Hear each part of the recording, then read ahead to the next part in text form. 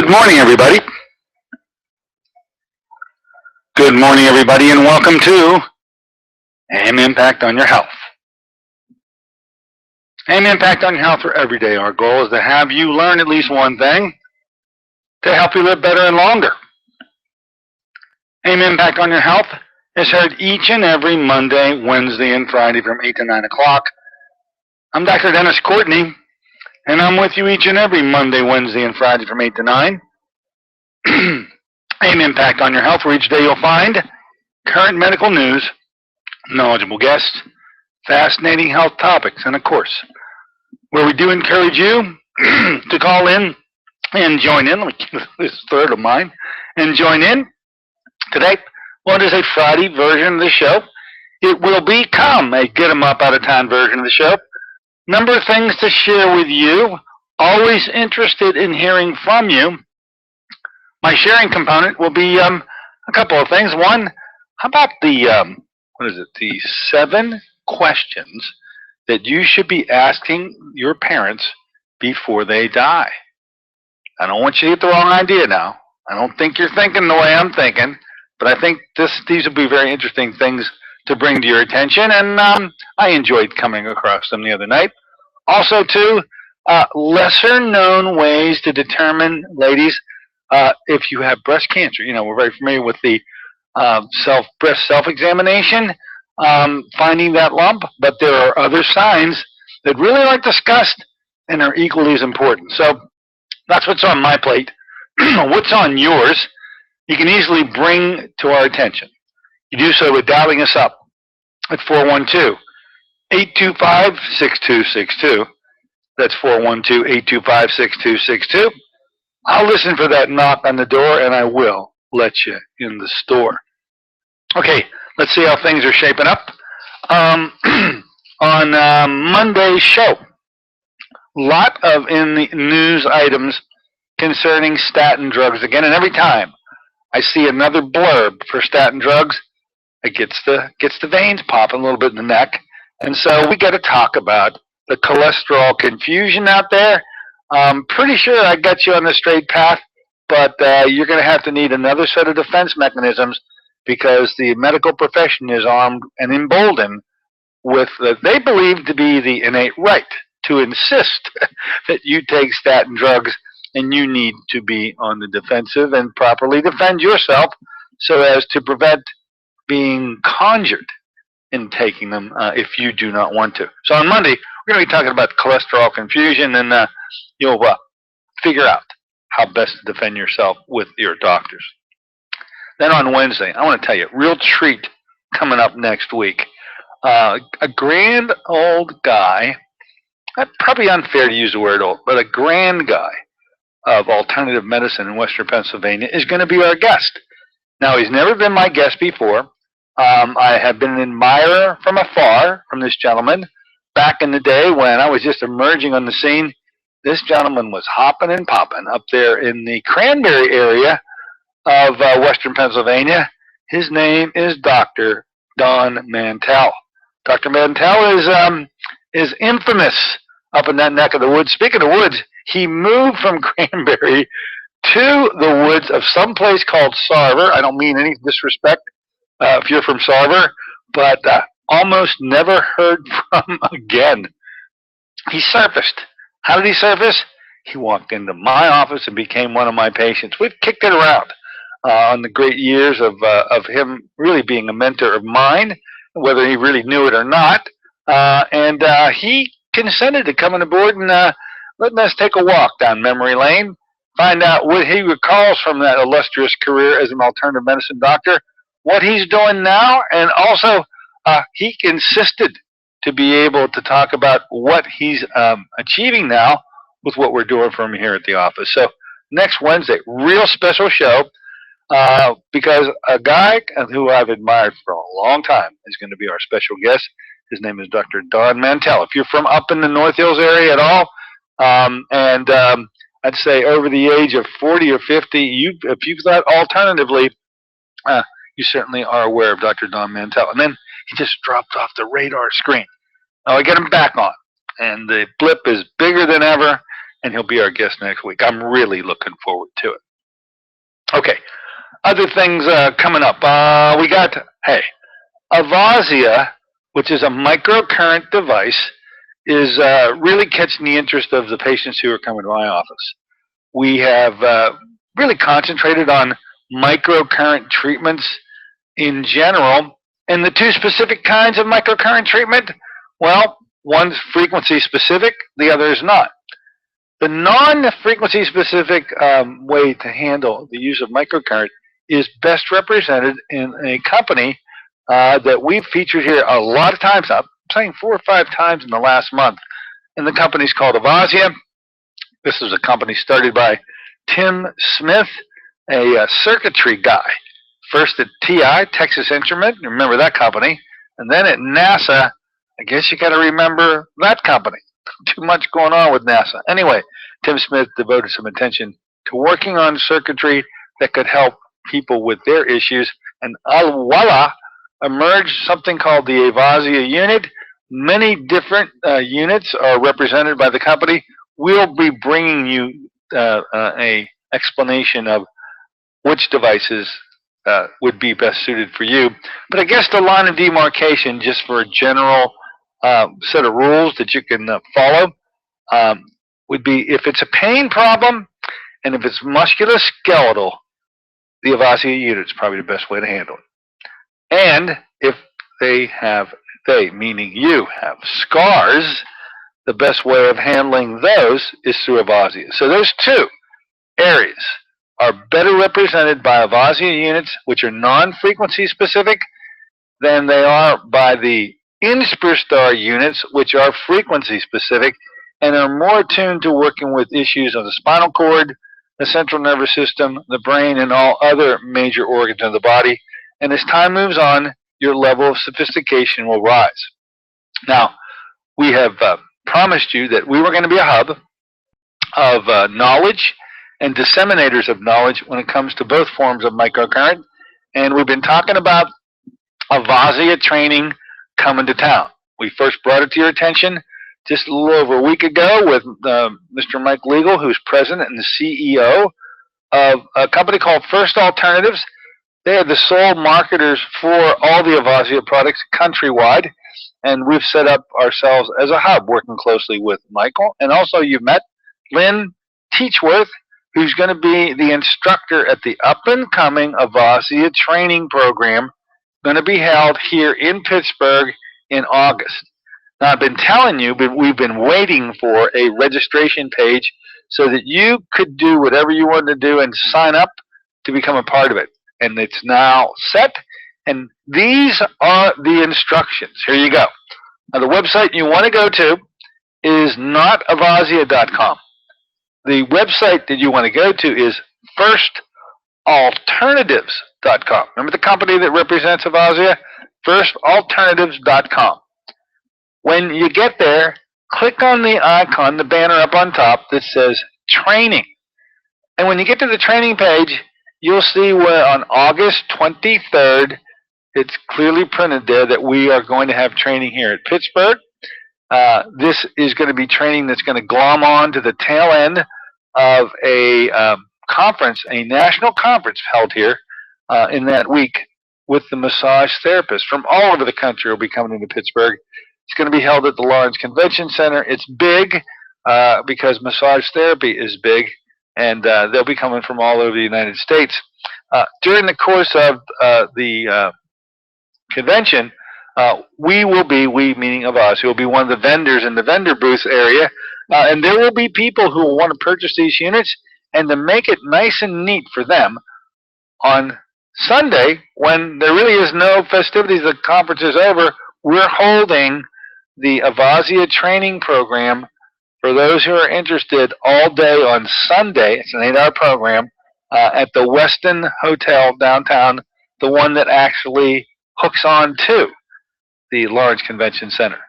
So now, you don't have to worry about calling us anymore. We've taken your number, and now that we know you're interested, we have already called you, or we will be calling you, to give you the personal description of where to go to sign up on the page. And I'm just giving everyone out there who's listening to me today the ability to do it without having been called. Go to firstalternatives.com. Click on the icon in the upper banner marked training. Then you'll see where August 23rd is a training, and then you click on that, and it takes you to a registration page. Now, some one final instructions that make this a little different. If you currently own an Avasia unit, you are entitled to a $150 discount in the cost of the course. But there is no way for you to identify that available for you on the page. So we're saying to you, do not register for the course online. If you own an Avasia device, you'll need to register the morning of the course at 8 o'clock. Registration for everybody else is at 8:30. You want to come in at 8 o'clock. Make sure you have the name of the device that you own and the serial number. You're more likely to be carrying the device with you, and that will entitle you for the discount. Now, if you do not own an Avasia device at all, and are coming to the conference to learn about how to use Avasia, then perfectly go right ahead. Go to the web page that I've just described, which is firstalternatives.com. Click on the training banner. August 23rd, the registration page comes up. Just fill out the whole thing. If it turns out that you end up purchasing an Avasia unit, you'll be discounted and have returned to you the $100 to $150 that everybody else who already owns a unit is going to get up front. So I know it sounds a little confusing, but they weren't able to put up the right page to sort this out ahead of time. So it's going to be sorted out the morning of. If you own an Avasia unit, come on in at 8 o'clock. Westin Hotel on August 23rd. If you don't own a unit, just now use the page that I've given you at firstalternatives.com. Training program, August 23rd, and the registration page will be clear. There's a portion of it, as you would well know by now, for credit card information. You can be all tidied up and enrolled for the course August 23rd, and now the final touches have been brought to the forefront, so you can take it on your own. All right. What else? A lot of folks out there are hearing my words about microcurrent, and you should know that we're lucky enough to have Richard Finn here working with us, and Richard has an illustrious career of working with pain problems, and a part of that career, although it's been very lengthy, with his involvement in pain in general, a large part of that career has been involved with microcurrent. And he is available to be consulted with here in my office. The way it normally has to work, if you've never been a patient of mine, you'll have to establish a doctor-patient relationship here with me. So you want to get a consult with me, and I can gain some insights as to what issues must be considered in programming your device. And then we'll have you meet with Richard, and he'll usually get this pain problem solved relatively quickly. So just wanted to mention Richard Finn has been a really great addition to our office, and many of you out there have taken advantage of his availability, and hope you continue to do so. Okay, we also do a lot, and I mean an awful lot, with eyes. Eye programs are really coming up, and they are getting flooded these last couple of months here of summer. So much so that our July program, which will begin on Monday, actually, we're going to have 2 July programs. We had so many people who felt they wanted to be a part of the program and wanted to, and summer works best for them anyway. So they're going to be 2 weeks back to back that we do these programs. For sure, July, that's already inked. And if not mistaken, we look like we're on track to be able to do the same thing in August, but more on that. The dates for the July program, 20, 21, 22, and 23 for program number 1. And the second program will be 27, 28, 29, and 30, 2 weeks back to back. If you feel you want to be a part of these eye programs, And now we got a wide range of the ability to treat, as we always have been, these retinal diseases, which really do not have a treatment available for you in the conventional world. You have heard about them for now 2 years. In fact, it's our anniversary month here. July of 2013 is when we really became the northern affiliate for Dr. Ed Condrat's 3-day programs. And we've been holding programs each and every month since that time. So the 2-year anniversary is welcomed. And you've responded each and every month, as little as 1 patient, sometimes 5. We don't go any higher than 5. We're able to partake this year. And we're starting a new year, and you are responding to the retinal diseases that we always treated, and now cataracts, which we just started to treat. This is the 3rd group coming through, 3rd group, 4th. For those of you who think they may be interested for August, just let me take a look at these dates here. The date in August, 17, 18, 19, 20. And if we fill up the 2nd group, it'll be the following week after that, 24, 25, 26, and 27. Anyway, that's really quite a arduous schedule. Looking forward to it. Looking forward to helping you all. Speaking of the eye programs, I told you about a production of a disc that was going to become available, and it has become available. It's now in my possession, and it's a compilation of a number of shows that we did dealing with eye issues, and more particularly the cataract issues.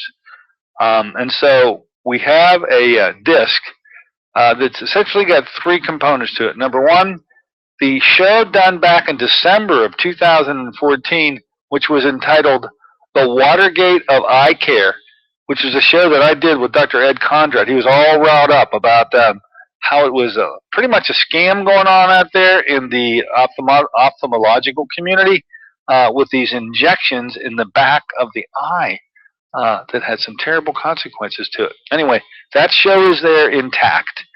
Then another show, which is with Dr. Todd Wiley, the eye doctor from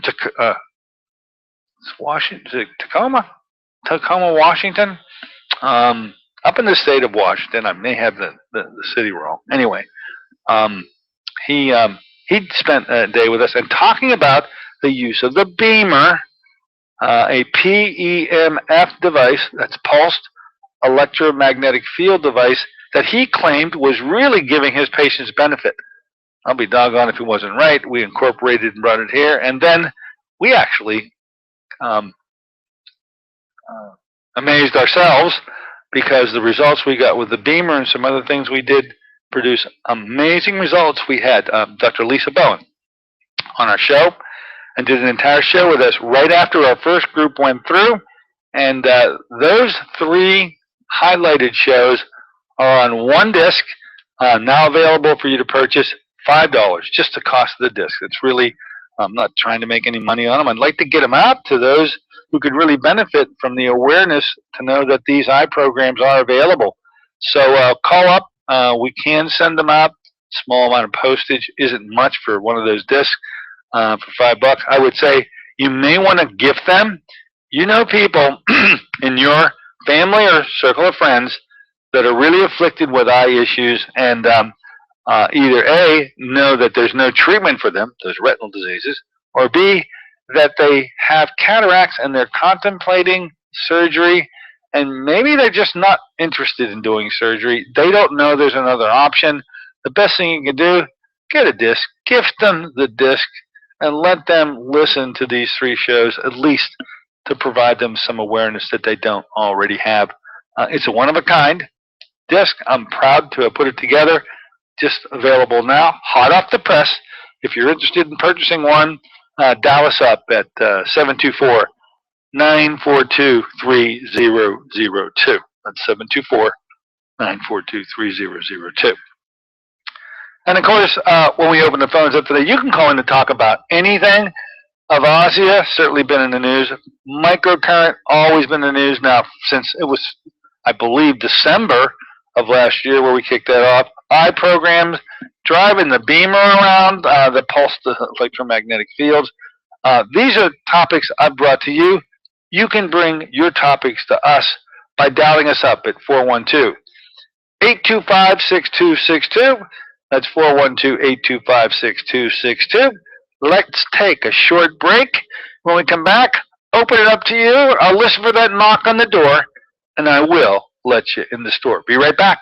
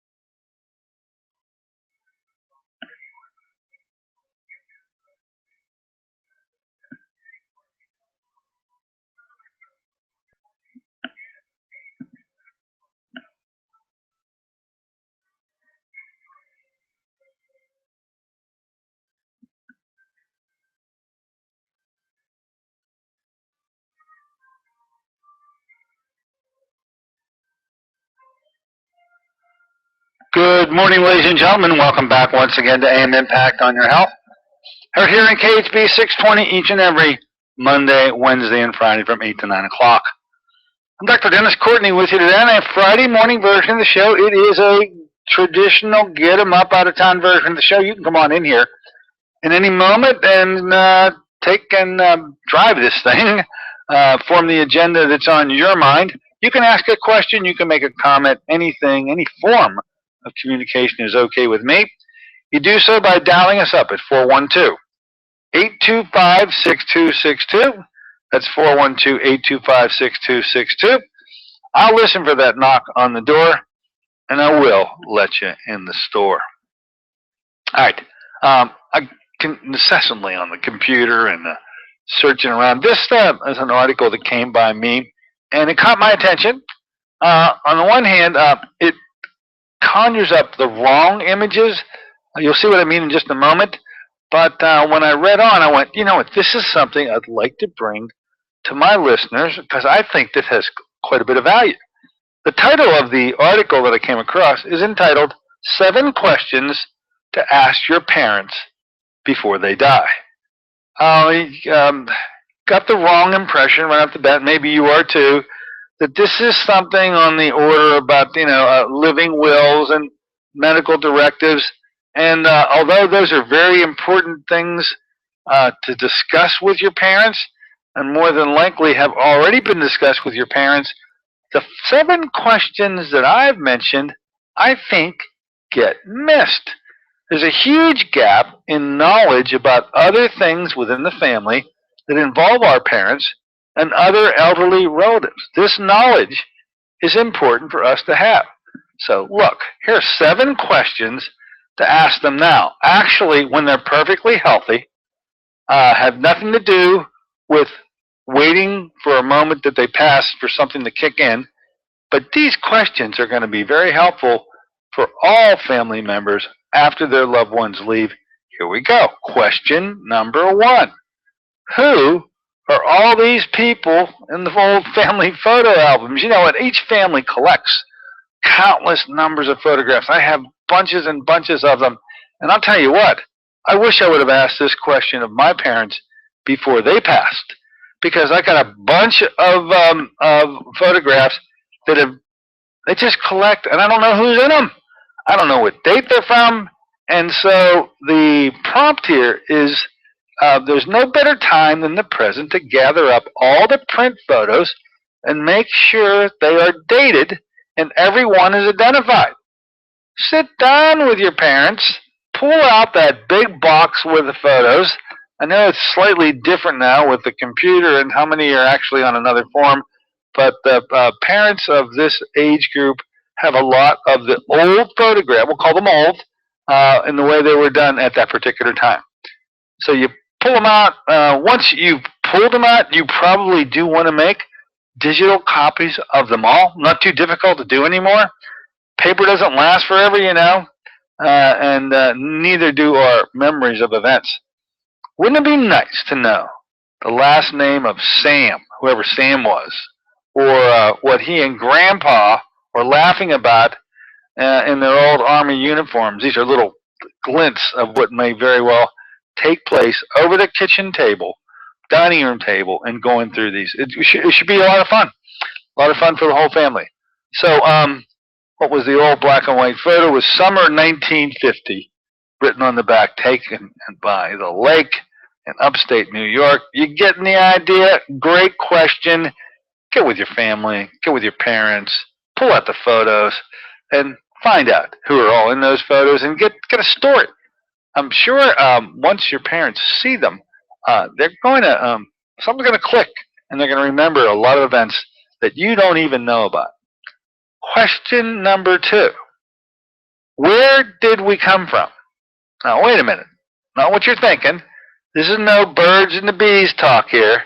Many of our families immigrated to the countries we presently call home. But were they there before?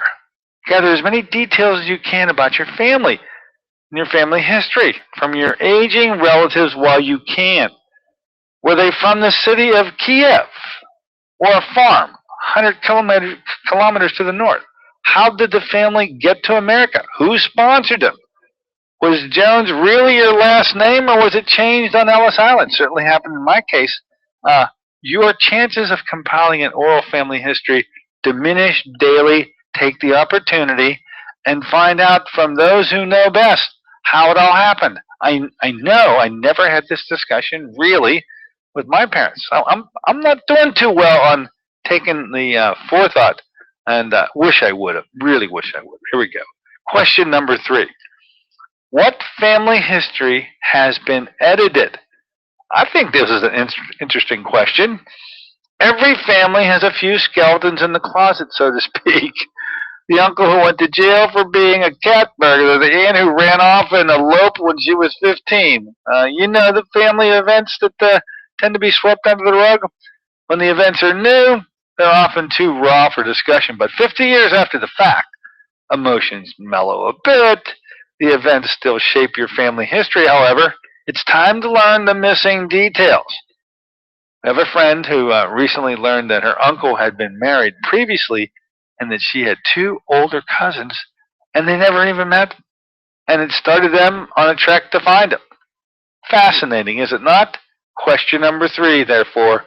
What family history has been edited? Question number 4. What were the best of times? See the byline on that one. We recently heard someone speak fondly of living through the Great Depression. It forced the family to be closer and appreciate what they had. They shared with neighbors and people that help one another. Not like it is today, the old quote went. Ask your relatives for their specific memories of the good times, when the family was its strongest and at its best. You may be surprised by the answers. That's question number 4. Question number 5.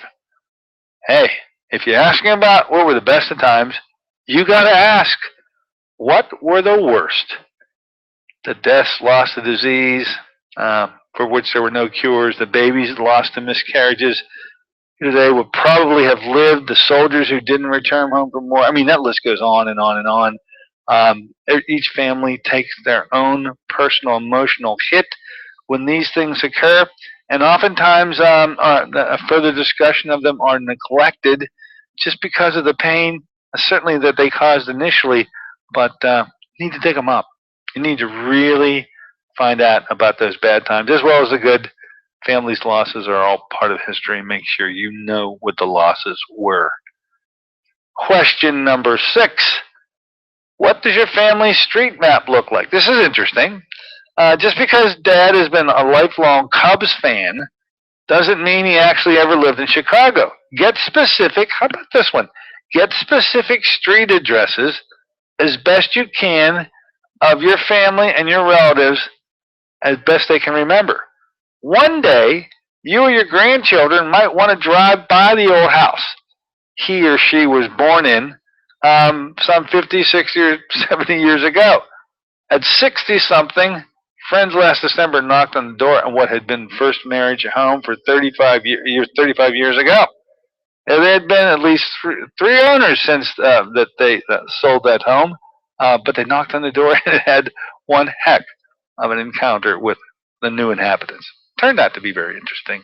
Get those addresses and post. I'll tell you what, if you ask me, I think I know the addresses of a couple of just right off the top. And your parents may do the same. Certainly there are documents that may be able to reveal those too. Number 7, can you fill in the blanks on your ancestry tree? The devil is in the details. One missing great aunt, and you may have an entire branch of relatives you didn't know existed, and allowing you to press onward, move forward, and see how far back. I keep seeing these advertisements on the television for Ancestry.com. I think it's Ancestry.com. And they keep talking about a leaf that once turned over really leads them to pieces and portions of their family heritage that until that leaf was turned over, it was never going to be revealed. Once the leaf is flipped and you begin to see the other side of it, these things take a place, enable you to start charting that ancestral tree. Those 7 questions, not the ones you thought of. These are the ones you need to be thinking of. Quite a pleasant conversation can develop, and you need to do this. They have the 7 questions to ask your parents before they die. Okay. I'm going to take another short break. Come back and open it up to you again. Hey, we can talk about anything you'd like to. Dial us up at 412-825-6262. We'll be back in a moment and see if there's a knock on the door. Be right back.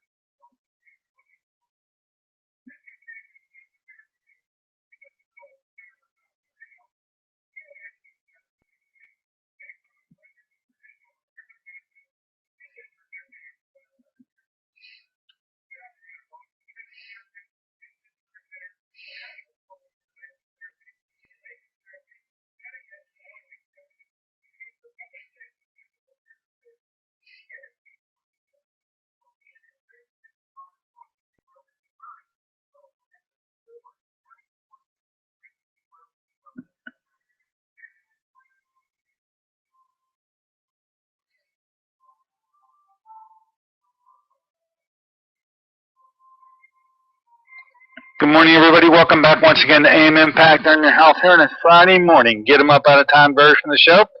You can come on in if you got a mind to set the agenda as you'd like to see it take place. You do so by dialing us up at 412-825-6262. That's 412-825-6262. I'll listen for that knock on the door, and I will let you in the store. Now, come across, I say, article upon article, always scanning the computer. This one caught my attention for a number of reasons. The issue of breast cancer is near and dear to my heart. If there's one thing I've taken a stand on for many years, it's how best to handle breast health and make a real difference. Of course, one of the common elements described to women is that they do breast self-examination. I guess in an attempt to identify whether there's any mass, any tumor, any lumps, anything in the breast that would just not be considered normal and may be a tip-off that something more serious is going on. And the intention, I guess, is to prompt you to bring this conversation up with your family doctor or your OBGYN or whatever. And so the breast self-examination ritual, I think, is pretty much well understood by women. And a lot of ladies that I've talked to absolutely do it. However, there are additional signs of cancers that don't fall within the category of breast self-examination that I thought it would be timely to bring up and to let you know what they are.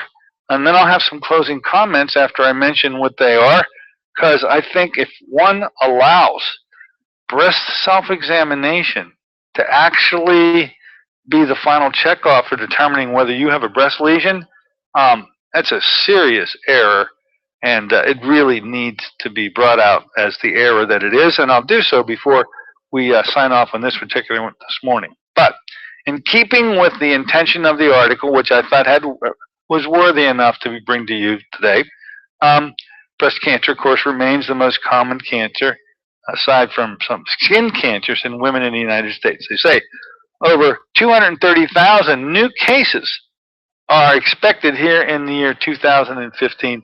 This is according to the American Cancer Society. Experts say that while a lump in the class is the classic warning sign, women should be aware of other lesser-known symptoms of breast cancer, including swelling of all or part of a breast. Swelling. It's a sign. How about this one? Skin irritation or dimpling of the breast. Another big sign. You may not feel a lump, but you could visually see a depression or a dimpling within the breast that may very well signify tissue that's being sort of retracted and causing an indentation in the contour of the breast. That's another very vital warning sign that should not be ignored. How about this one? Nipple inversion. When the nipple doesn't protrude outward, instead it's retracted and moving inward, that's also a sign, usually of intraductal carcinoma, a pretty common form of breast cancer, intraductal carcinoma in situ, probably one of the most frequently found forms of cancer, and always like when that in situ component is found. A nipple discharge, other than breast milk, a redness or scaling or thickening of the nipple or surrounding skin. These are all signs that there may be a lesion in play and should absolutely, at this point, prompt you to see your family doctor or your OBGYN. Now, my caution is this. Anytime breast cancers have been allowed to progress to the point that any one of these signs or symptoms is available, that includes the lump, and certainly all of these lesser-known warning signs, this is cancer that is pretty well developed and very far down the road. And it's my intention to insist, literally insist, that you step into this and take control of assuring yourself that you do not have any breast lesions whatsoever way before any of these physical symptoms can appear. Now, I've been on my high horse many times about how it is that mammograms won't cut it. I'm not going to get into why the mammogram is a worthless study. It really is a worthless study because, after all, remember, you usually can't detect a lesion in the breast if there is unless there's a size attained of at least 1 centimeter. And by the time 1 centimeter of malignancy develops, you're way past the point where you needed to be in order to intervene so that the metastatic spread of that lesion does not occur. I think you can recall, because I've been talking about this rule for many years, it has been affectionately referred to as the Courtney 1 millimeter rule. And as I tell you, I keep on and have kept on bringing this rule to the attention of my medical colleagues for a lot of years now, 15 years plus. And every time I get around a group of them, it usually comes out. I go, hey, this is a rule that I tell my patients about, and I've never found it written anywhere. Yet I've been asking people like yourselves to comment on whether you think this Courtney rule has validity or not. Now, I've been doing this for over 15 years, and that's involved a lot of my doctor friends. And I got to tell you, the running tally is something like this. I've never had a physician friend of mine tell me anything other than, oh my God, that certainly sounds right to me. So for a lot of times now, I bring the Courtney 1 millimeter rule to your attention, and I'm going to do it again and again and again. But the Courtney 1 millimeter rule goes like this. Anytime a malignancy has acquired the size of 1 millimeter, that's the size of a tip of a pen. If it's acquired that size, it is already metastasized to distant organs. That's a pretty bold statement, but that's in fact accurate. At least every one of my colleagues that I've ever brought up the Courtney rule to has verified that it certainly sounds right to them, which pretty much says what all I just got done talking about, these signs of finding a lump or finding the breast reddened or swollen or nipple inversion, all these things, they've never occurred, those symptoms, at a size of a lesion, a breast lesion, that was 1 millimeter or less. You have to have significant size in the tumor growth in order to get any one of them. And so this better not be the way that you detect your cancers, ladies. And unfortunately, because the mammogram is such a loser anyway, I think what happens more frequently than anything else, the mammogram results come back positive, and the woman ends up talking to her doctor by saying, you know what, I felt a lump. I don't care what the mammogram said about how there was no lesion. I'm feeling a lesion, and or they never had the mammogram to begin with, for which now the doctor is going to order it.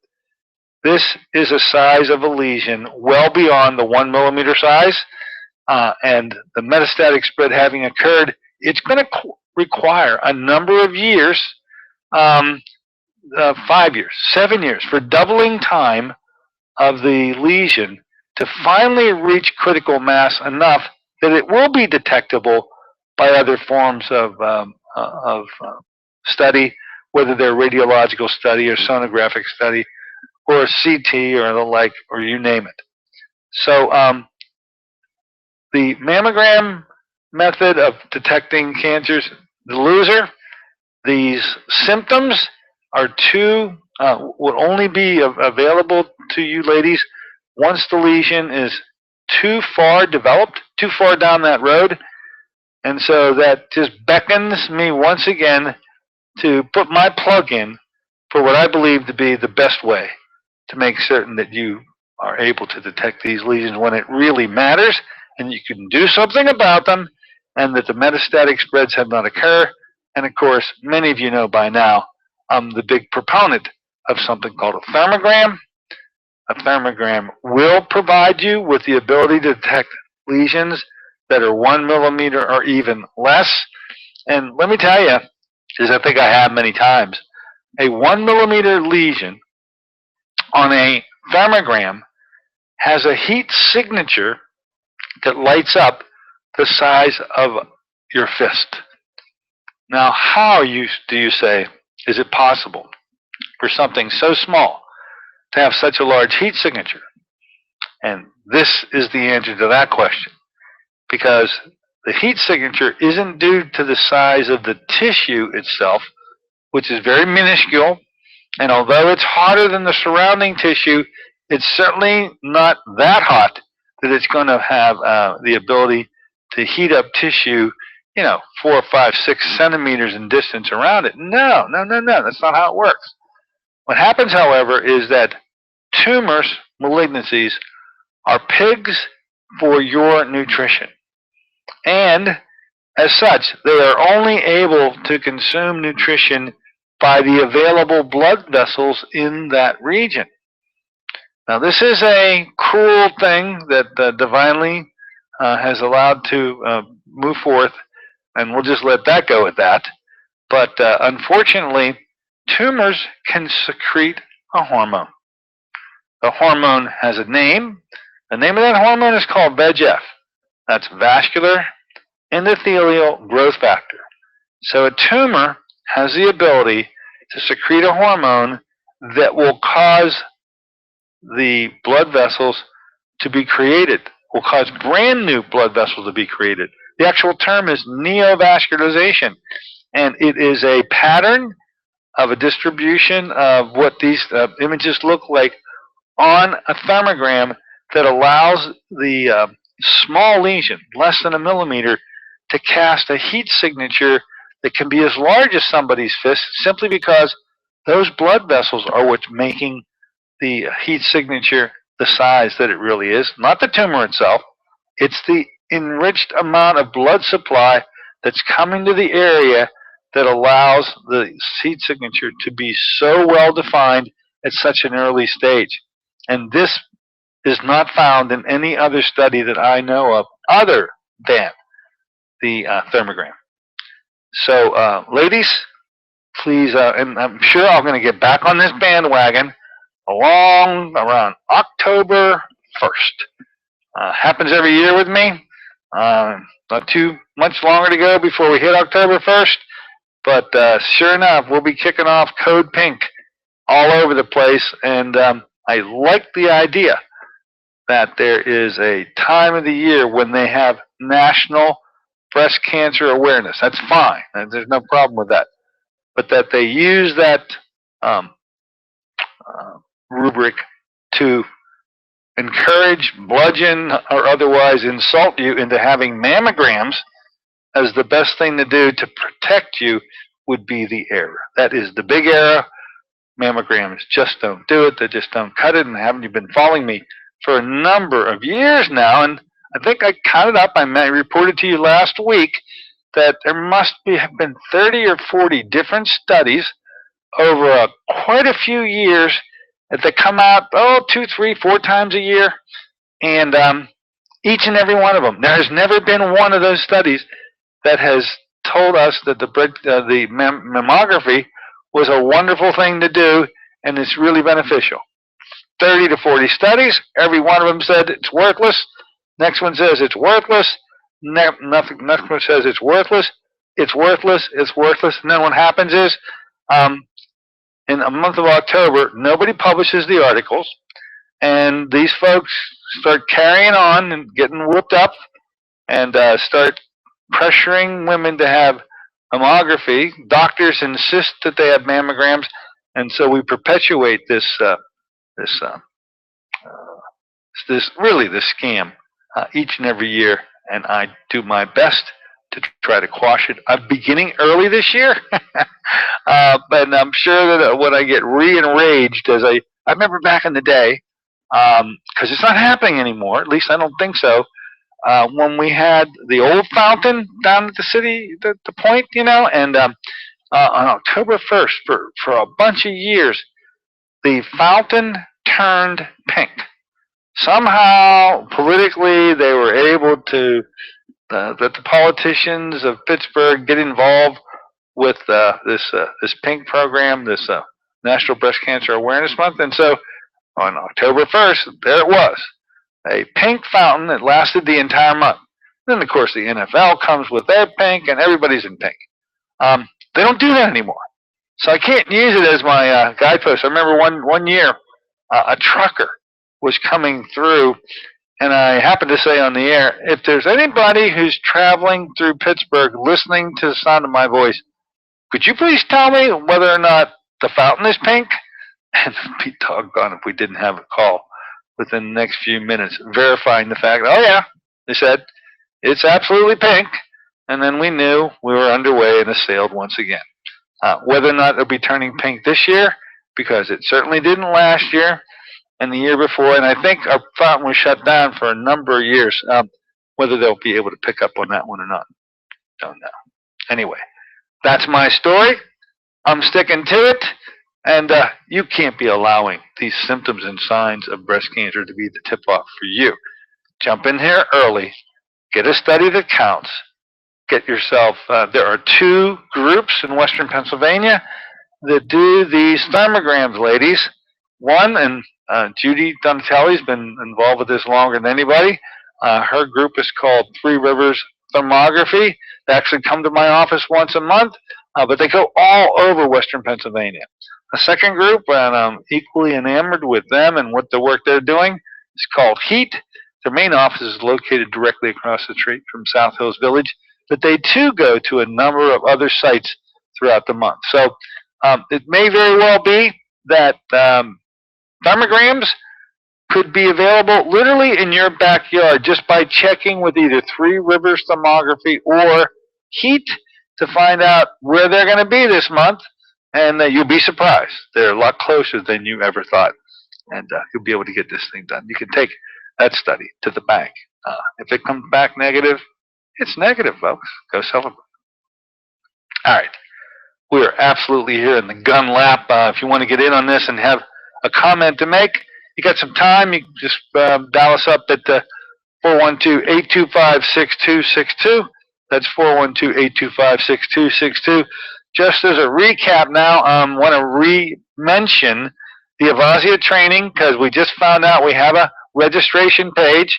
Don't forget, the registration page is not at avasia.com. The registration page is at First Alternatives, plural, firstalternatives.com. On the opening page, top banner, click on the icon marked Training, and that'll take you to a page where 3/4 of the way down, there'll be an entry for August 23rd training in Pittsburgh, Pennsylvania. Click on that, and it will give you more information about the program. But remember, if you are looking for your discount, because you already own a Avasia device, there is no place on that form for you to put down where you purchased the device and what the serial number of the device is. They're going to be able to gather that the morning of the registration. Your registration for that discount of $100 to $150, which is substantial, is going to be at 8 o'clock at the Westin Hotel. If you do not own an Avasia device, whether you're thinking about owning one or not, at least at this registration point, go ahead and fill out the registration page, and you'll pay the full amount. I think the fee for the training, the 8-hour training, is $250.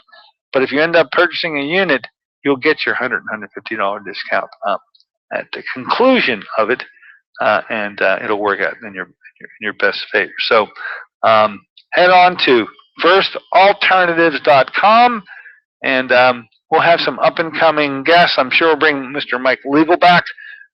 Lynn Teachworth, I want to have a discussion with him and find out exactly how he's going to handle that program. I want you, if you're just kicking around, once we have Lynn back on, he'll be able to maybe get a little more formal with what's going to go on in those 8 hours and how he's going to conduct what he's going to do.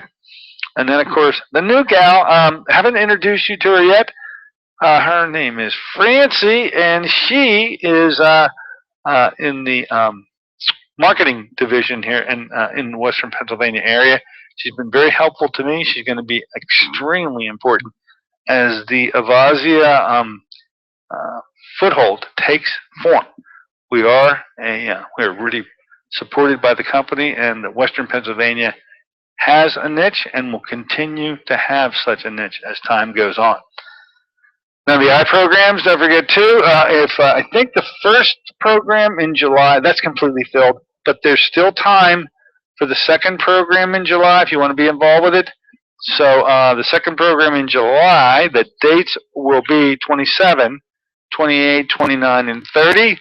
To find out more on this one, you can go to pittsburgheyeprotocol.com and read about us there. But you're going to ultimately want to talk to Sister Sarah. The number for Sister Sarah directly is 724-993-0500. That's 724-993-0500. And you can get the particulars. We have enough time for that second group to get all your records in and get them off to Dr. Condrot so that he can participate, as he always does, with each and every patient that we're going to be seeing. Once again, second group in July 27, 28, 29, and 30. If you're interested in the August program is going to be held August 17, 18, 19, and 20. And we're working on a second week, which would be the following if you respond. A lot of people are responding. They've heard us talk about it. They've certainly heard about our results. And if you want to get some confirmation on that, now you can easily go to my website at djcmd.com, click on the icon marked Archives, and just start scrolling back. There are a lot of programs, literally within the last 2 or 3 months, that you'll be able to find a description of what's been going on with the eye. But if you want to get it all I put it on one disc. Those discs are available either for your own personal listening enjoyment, or, as I say, gift that disc to somebody who could really benefit from hearing there's a way to deal with their serious eye diseases, even if they didn't think there was. There is, and they deserve to at least have heard about it to be able to decide if, in fact, they want to be involved with the programs at all. Okay. I want to say, bid you a fond adieu. Have a wonderful weekend. Don't forget, on Monday, we're going to be getting into the cholesterol confusion, and next Wednesday, the great one himself, Don Mantell, guest. That's the up and coming. Until then, this is Dr. Dennis Courtney saying so long for AM Impact on your health.